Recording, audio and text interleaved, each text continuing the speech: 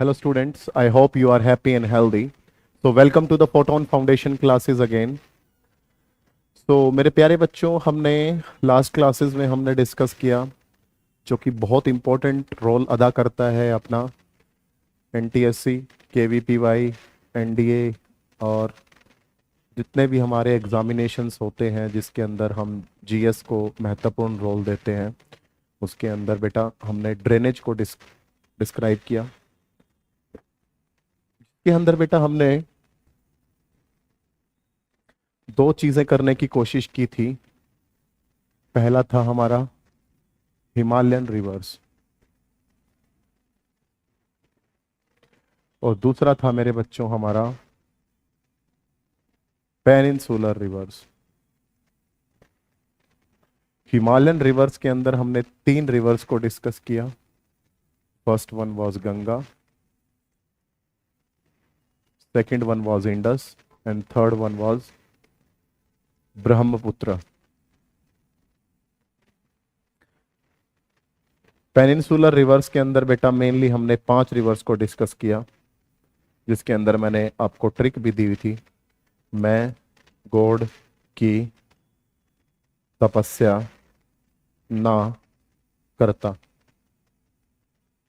जिसका अर्थ था मैं से बना मेरे बच्चों महानदी, गॉड गॉड से बना बेटा गोदावरी, की से बना मेरे बच्चों कावेरी, तपस्या तपस्या से बना तापी, ना से बना मेरे बच्चों नर्मदा और कर्ता कर्ता से बना हमारा कृष्ण।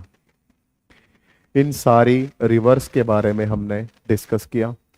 ये कहाँ से निकलती हैं, क्या उनका उद्गम स्थल है, कौन से समुंदर में जाके मिलती हैं, बे ऑफ बंगाल में मिलती हैं या फिर अरेबियन सी में मिलती हैं। ठीक है, तो नदियां एक बहुत ही शानदार और बहुत ही एहतियात हमारा फिजिकल फीचर है।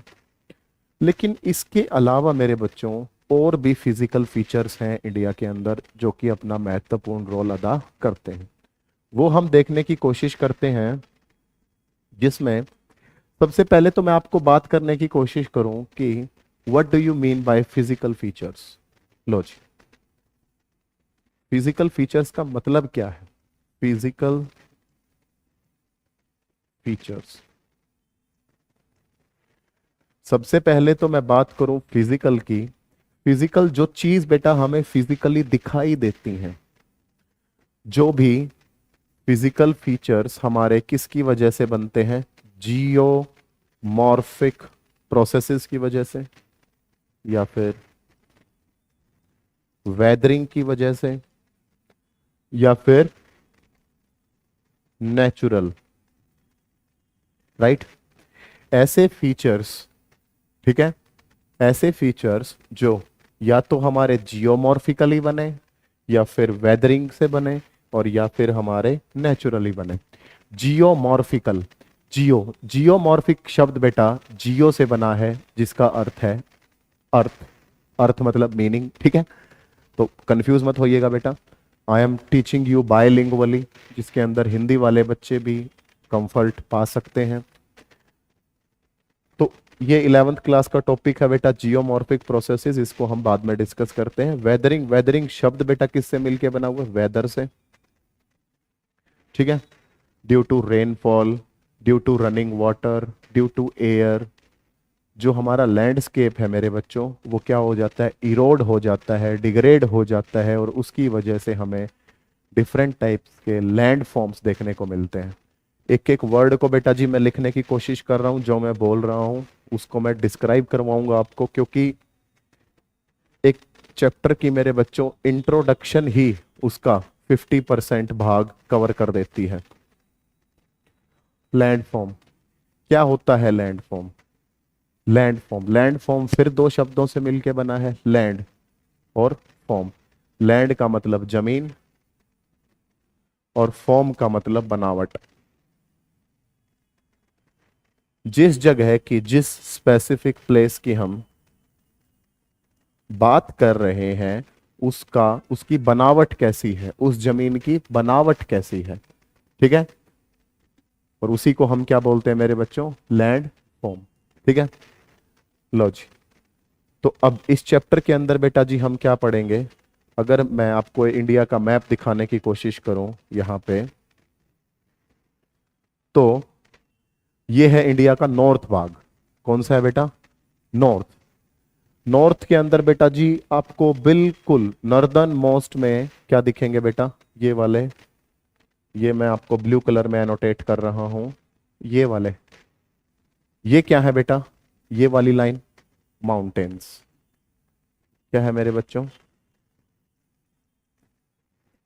माउंटेन्स। ठीक है, ये माउंटेन हो गए जी हमारे। फिर उसके बाद अगर ये माउंटेन हो चुके हमारे, फिर मैंने आपको कौन सा टॉपिक करवाया है इससे पहले? ड्रेनेज। ड्रेनेज के अंदर मैंने आपको क्या सिखाई? रिवर्स। रिवर्स की वीडियो में जब आप देखेंगे तो मैंने आपको क्लियरली ये बात बोली हुई है कि रिवर्स अपने साथ क्या लेके आती है मेरे बच्चों? सेडिमेंट्स। सेडिमेंट्स के अंदर क्या होता है? रेत, माटी, गार, कंकड़। रेत को क्या बोल दिया? सैंड। माटी को क्या बोल दिया? मड। ठीक है, गार को क्या बोल दिया? ग्रेवल। ठीक है, और कंकड़ों को क्या बोल दिया? पेबल्स। वो रिवर्स अपने ये सारे सेडिमेंट कहाँ जमा कर देती है बेटा? देखो मैं एनोटेट कर रहा हूं ग्रीन कलर के अंदर, यहां पे। हिमालयन रिवर्स अपने सेडिमेंट्स को यहां जमा कर देती हैं, और जमा करने से एक प्लेन लैंडफॉर्म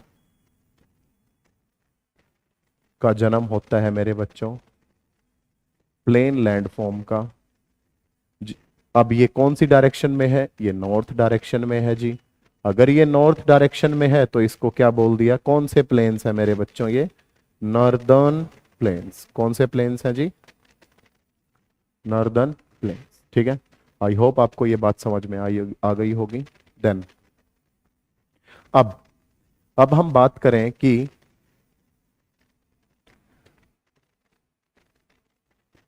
जो इंडिया है वो कैसे बना था। वो सबसे पहले बेटा, अगर थोड़ा सा डीप में पढ़ने की कोशिश करें हम, कि आल्फ्रेड ने बेटा, आल्फ्रेड वेगनर ने, आल्फ्रेड वेगनर ने एक थ्योरी दी बेटा, एक सिद्धांत दिया, जिस सिद्धांत के तहत कॉन्टिनेंट आपस में ड्रिफ्ट कर रहे हैं, ऐसे माइकल जैक्सन की तरह ऐसे ड्रिफ्ट कर रहे हैं। ठीक है, चलो डांस करके सिखा रहे हैं सर आपको। नहीं बेटा, ड्रिफ्ट का मतलब बेटा धीरे धीरे धीरे धीरे धीरे धीरे सरक रहे हैं मेरे बच्चों। ठीक है, क्यों सरक रहे हैं? कोई अंदर से सरका रहा है उनको? नहीं, उसके लिए भी बेटा बहुत सारी थ्योरीज दी गई, जिसके तहत यह बताया गया कि क्यों वो कॉन्टिनेंट्स ड्रिफ्ट हो रहे हैं, क्यों उनके अंदर ड्रिफ्टेशन हो रही है। तो वो क्यों हो रहे हैं? दो फोर्सेस की वजह से हो रहे हैं बेटा वो कॉन्टिनेंट ड्रिफ्ट। एक तो polar fleeing force, polar fleeing force, और दूसरा बेटा जी टाइडल फोर्स, बल। साइंस आपको अच्छे से पता है फोर्स क्या होता है, एक बल होता है, एक वर्क डन होता है। ठीक है, क्लियर हो गया? तो जी दो टाइप की फोर्स एक्ट करती है इन प्लेट्स पे। कौन सी प्लेट्स पे? खाने वाली प्लेटों पे नहीं बेटा, टेक्टोनिक प्लेट्स पे। ठीक है, कौन सी प्लेट्स पे बच्चों? टेक्टोनिक प्लेट्स के दो फोर्स एक्ट करती हैं। पहली है पोलर फ्लीइंग फोर्स, FLEEING, और टाइडल फोर्स।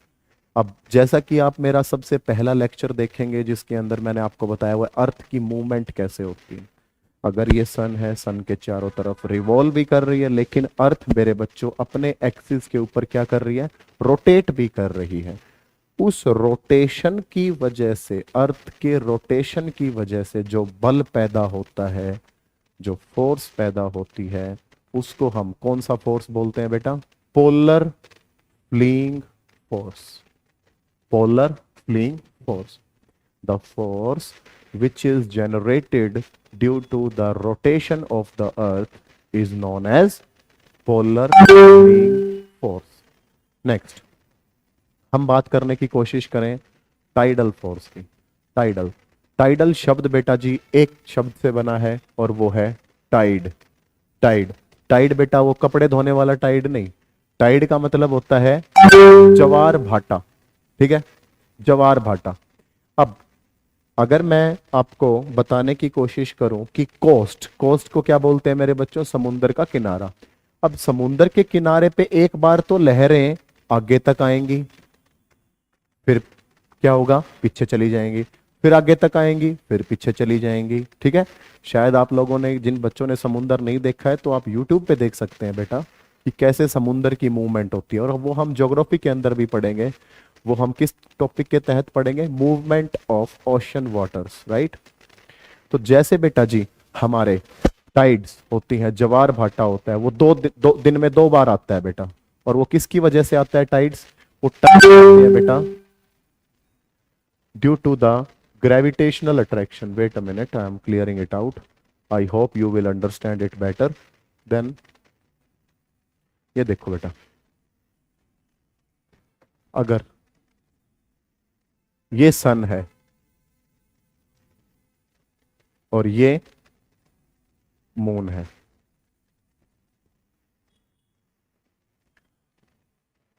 अगर अर्थ हमारी यहां पे है तो फोर्स कहां लग रहा है, सन अपनी तरफ खींच रहा है, राइट। इतनी बात आ गई समझ में बेटा, ठीक है जी।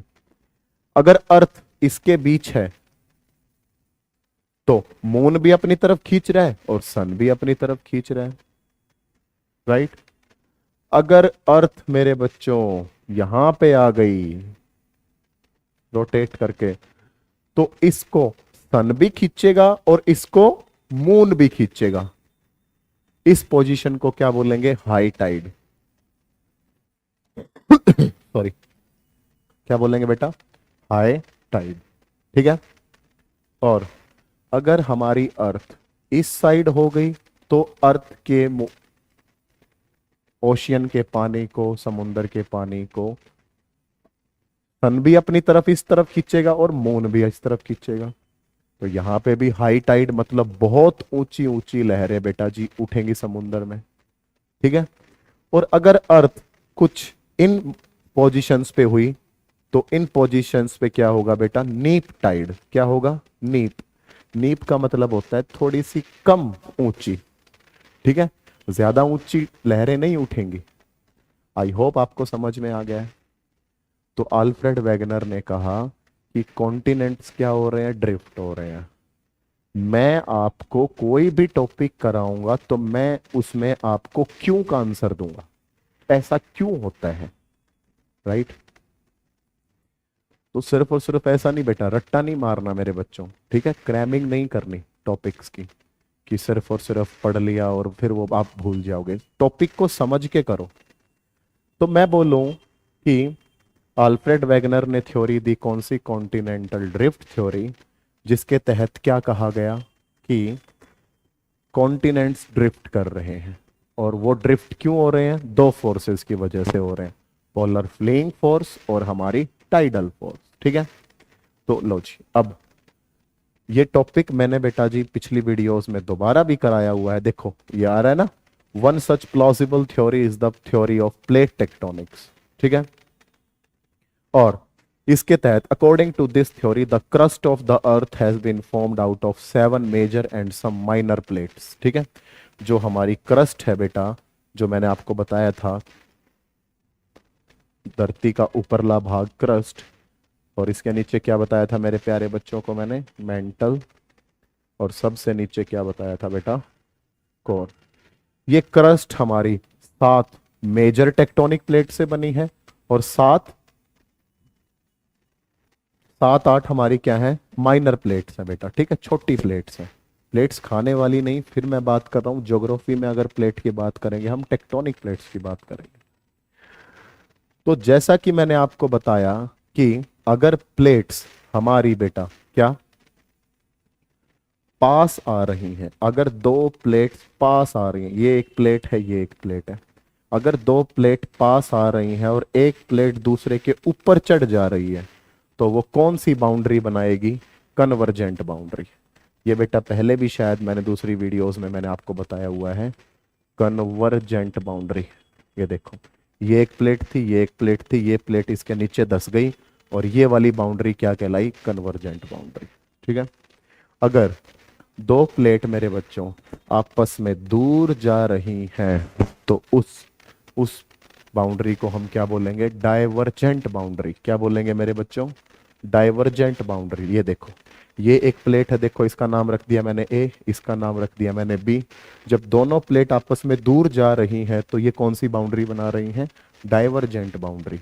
और जब दो प्लेट आपस में पास आके और एक दूसरे से टकरा के इधर जा रही हैं, ये देखो मेरे हैंड के मूवमेंट देखो, एक दो प्लेट आपस में पास आ रही हैं और टकरा के ऐसे चली जा रही हैं, ऐसे। उसको वो जो बाउंड्री बनेगी वो बनेगी जी ट्रांसफॉर्म बाउंड्री। ठीक है। ये बेटा जी ये सारी चीजें मैंने आपको पिछले लेक्चर्स में करवा रखी हैं। ठीक है, बड़े डीप टॉपिक से करवा रखी हैं।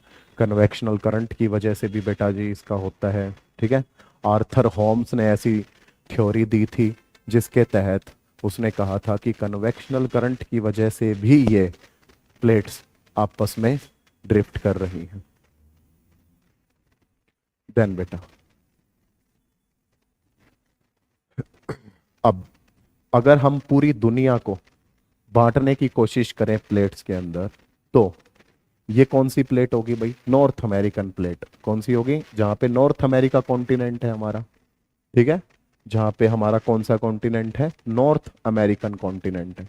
ये कौन सी प्लेट होगी? South American plate. ठीक है। अफ्रीकन कॉन्टिनेंट कौन सी प्लेट होगी? African plate. और ये मेरे बच्चों हमने यूरोप को और एशिया को जोड़ दिया है। यूरोप को और एशिया को जोड़ दिया है। EUR इसका ले लो और ASIA इसका ले लो। ये क्या बन गया? यूरेशिया। तो ये कौन सी प्लेट होगी? Eurasian plate. और ये वाली कौन सी प्लेट होगी बेटा? जिसके अंदर इंडोनेशिया है, लाओ है, कंबोडिया है, वियतनाम है, ये वाली कंट्रीज और ऑस्ट्रेलिया। ये वाली कौन सी प्लेट होगी मेरे बच्चों? Indo Australian plate. कौन सी प्लेट होगी बच्चों? Indo Australian plate. ठीक है, इतनी बात मेरे बच्चों को समझ में आ गई? ठीक है, ये प्लेट्स का डिस्ट्रीब्यूशन कर दिया हमने। ठीक है, कुछ बेटा माइनर प्लेट्स के भी नाम लिख लो, जैसे कि नाजका प्लेट, नाजका NAZCA, नाजका प्लेट। तो ये कुछ माइनर प्लेट्स भी होती हैं बेटा। ठीक है, लो जी। अब आल्फ्रेड वैगनर ने मेरे बच्चों क्या कहा? आल्फ्रेड वैगनर ने ये कहा कि इनिशियली ये मैंने पूरी अर्थ बना दी। ठीक है, यहां पे जी सिर्फ और सिर्फ एक ही कॉन्टिनेंट था। ये रेड कलर में जो मैंने शेडिंग कर दी, ये एक ही कॉन्टिनेंट था बच्चों और इसका नाम था पेंजिया। क्या नाम था बेटा? पेंजिया। और ये ब्लू कलर के अंदर मैंने शेडिंग कर दी बेटा जी। ब्लू कलर किसका होता है? आज ब्लू है पानी पानी पानी, तो जी ब्लू कलर किसका हो गया? वाटर का। और वाटर किस में होता है? ओशियन में। तो अल्फ्रेड वैगनर ने कहा सिर्फ एक ही ओशियन था, एक ही मेगा ओशियन था, सबसे बड़ा ओशियन था, जिसका नाम था मेरे बच्चों पेंथालासा। पेंथालासा। अब हुआ क्या? ये जो रेड कलर की मैंने शेडिंग कर रखी है, पेंजिया दो भागों में टूट गया। लो जी, दो भागों में ये तोड़ दिया। जो नॉर्थ वाला जो भाग था उस भाग को क्या बोला मेरे बच्चों? लॉरेशिया। क्या बोला? लॉरेशिया। LAURASIA। और साउदर्न जो पार्ट था उसको क्या बोला मेरे बच्चों? गोंडवाना लैंड। क्या बोला? गोंडवाना लैंड। ठीक है, नॉर्दर्न पार्ट को क्या बोला? लॉरेशिया। और साउदर्न पार्ट को क्या बोला हमने? गोंडवाना लैंड। ठीक है जी, इतनी बात हो गई। देन अब साउदर्न पार्ट जो था वो हमारा ओल्डेस्ट लैंड मास है बेटा, ठीक है। जो हमारा गोंडवाना लैंड है वो ओल्डेस्ट लैंड मास है। क्यों? क्योंकि अब हम करेंगे formation of Himalayas. Formation of Himalayas बेटा जी मैंने दूसरी वीडियो में भी आपको दे रखा है, वो आप मेरी वीडियोस को सर्च करके आप हेडिंग देख सकते हैं फॉर्मेशन ऑफ हिमालयाज की, ठीक है जी। देन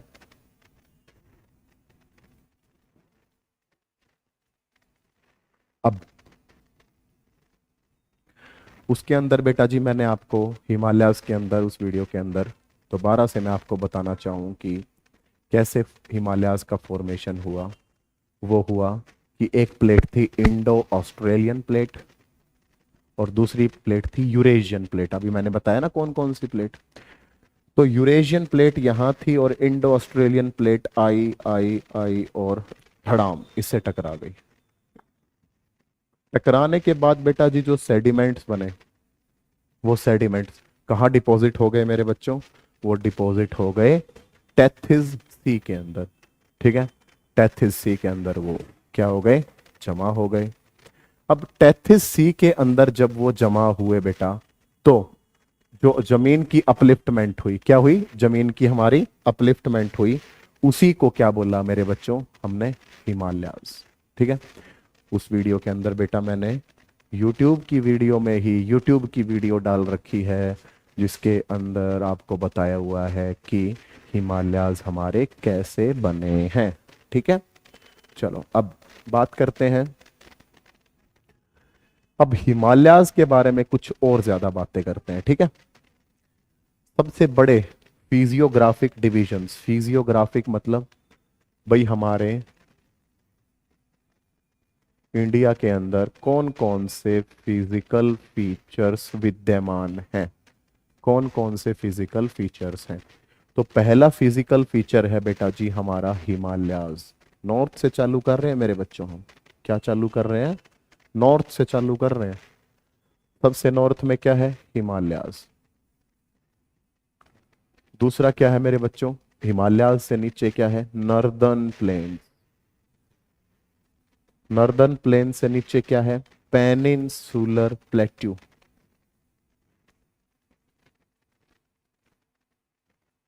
और साइड में गुजरात और राजस्थान के अंदर बेटा, गुजरात के अंदर तो रण ऑफ कच्छ है और हमारा राजस्थान के अंदर थार डेजर्ट है। तो ये क्या है बेटा? डेजर्ट।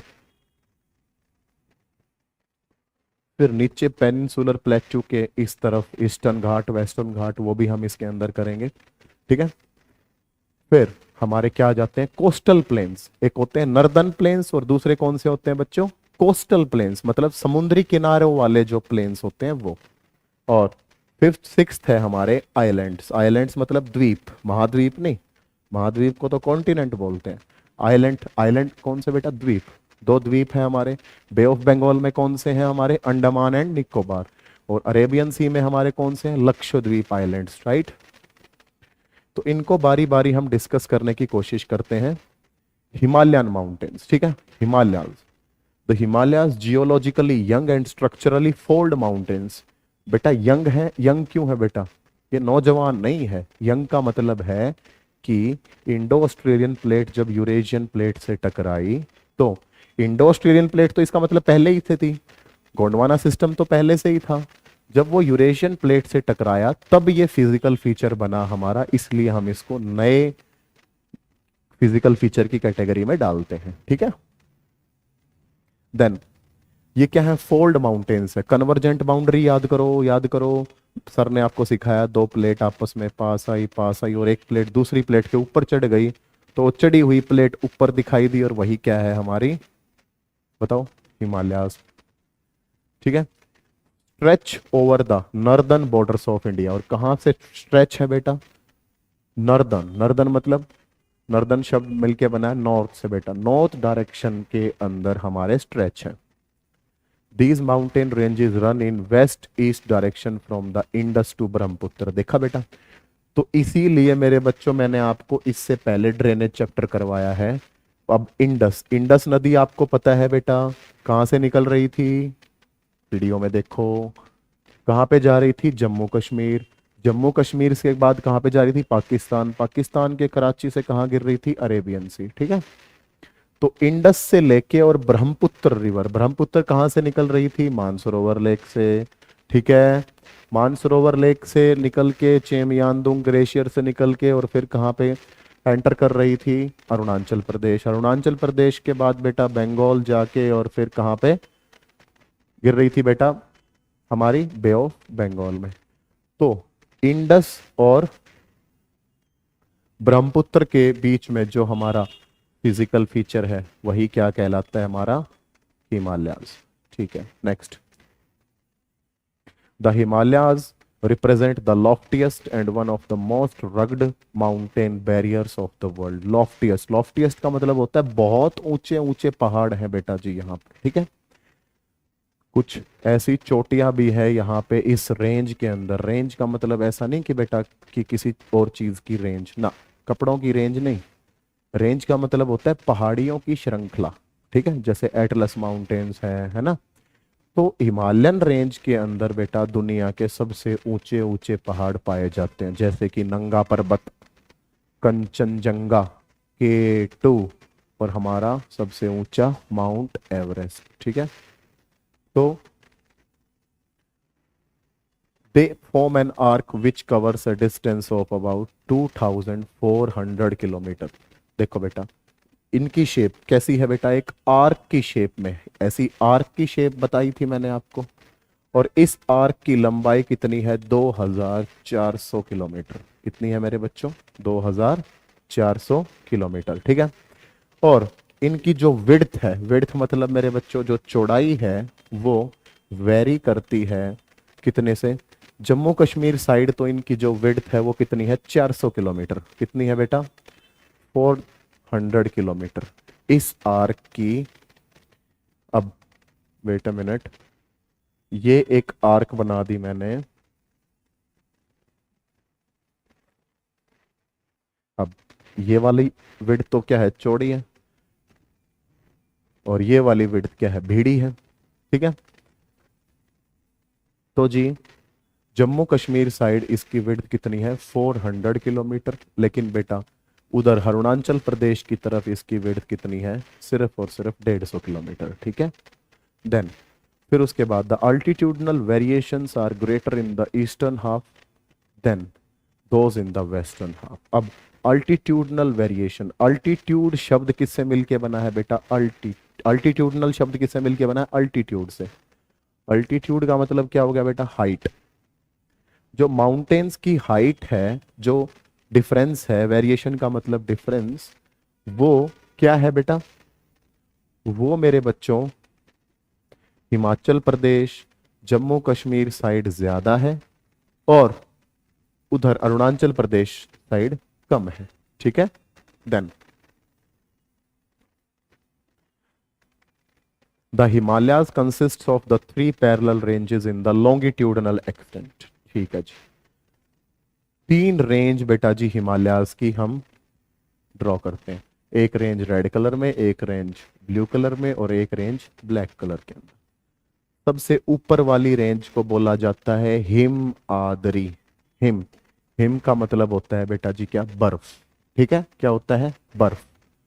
ऐसे माउंटेन्स जो कि सारा साल जो पेरिनियली बर्फ से ढके रहते हैं उनको बोलते हैं हिमाद्री।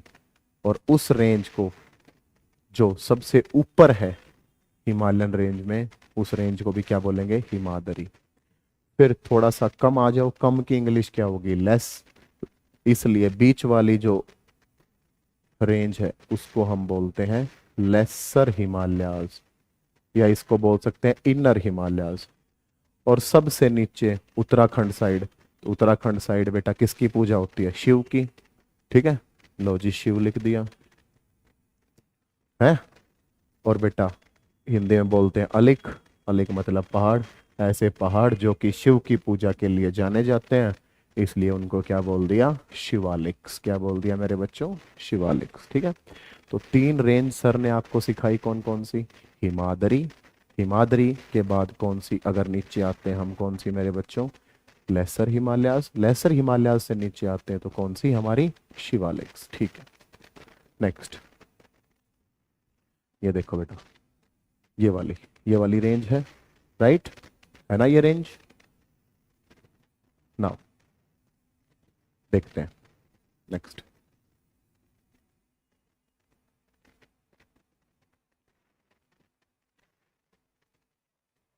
नाउ ये जो माउंटेन्स हैं बेटा, ये क्या सारा साल हिमाद्री वाले बर्फ से ढके रहते हैं, ये तो मैंने आपको बता ही दिया है। ठीक है, अब